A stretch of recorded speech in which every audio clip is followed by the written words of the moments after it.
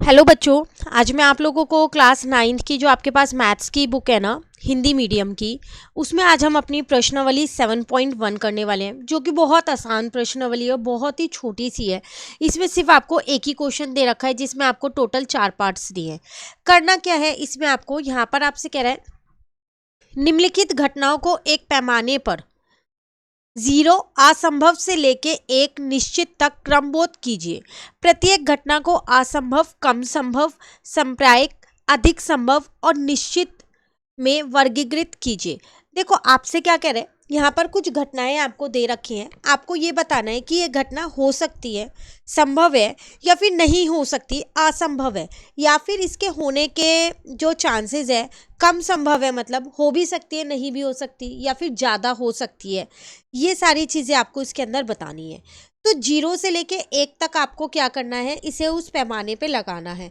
अगर कोई ऐसी घटना है जो असंभव है, हो ही नहीं सकती, तो उसको आप 0 कहोगे। और कोई ऐसी घटना है कि जो होगी ही होगी, मतलब वो कोई चांस ही नहीं है कि ये नहीं हो सकती, कंपलसरी है, वो होगी होगी, तो आप उसे 1 कहोगे और उसे निश्चित कहोगे।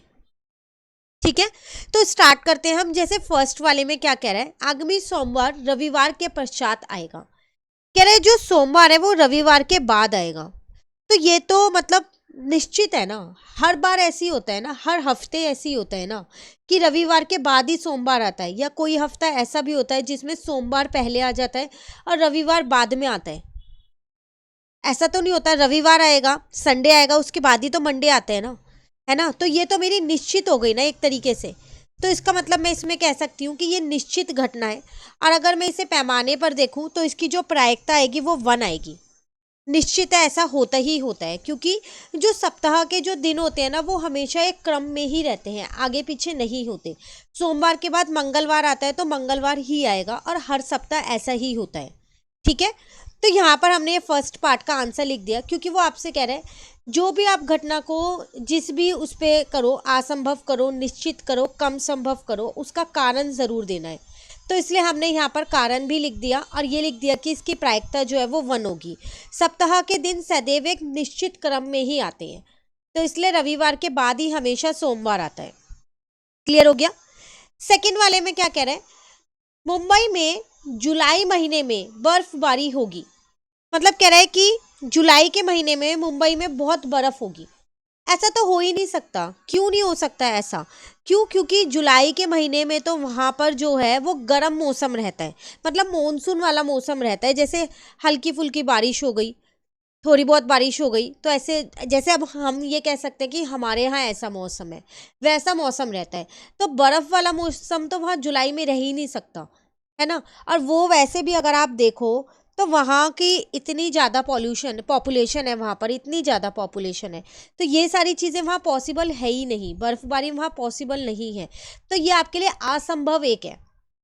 तो इसकी प्रायिकता 0 होगी, क्योंकि ये नहीं हो सकता, वहां पर मॉनसून का मौसम रहता है जुलाई के महीने में।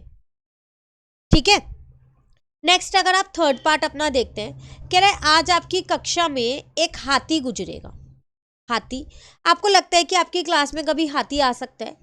नहीं, ऐसा थोड़ी हो सकता है, क्योंकि प्रॉपर सेफ्टी वगैरह सब चीज़ें, सिक्योरिटी वगैरह उस स्कूल में होती हैं। तो ऐसे कैसे किसी भी क्लास में कोई हाथी आ जाएगा? नहीं है ना पॉसिबल, असंभव है ना। तो इसकी प्रायिकता भी मेरी क्या हो जाएगी, 0 हो जाएगी, क्योंकि ये एक असंभव घटना है।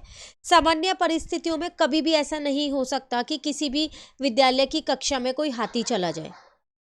ठीक है, तो यहाँ पर भी इसलिए हमने इसको लिख दिया कि ये असंभव है।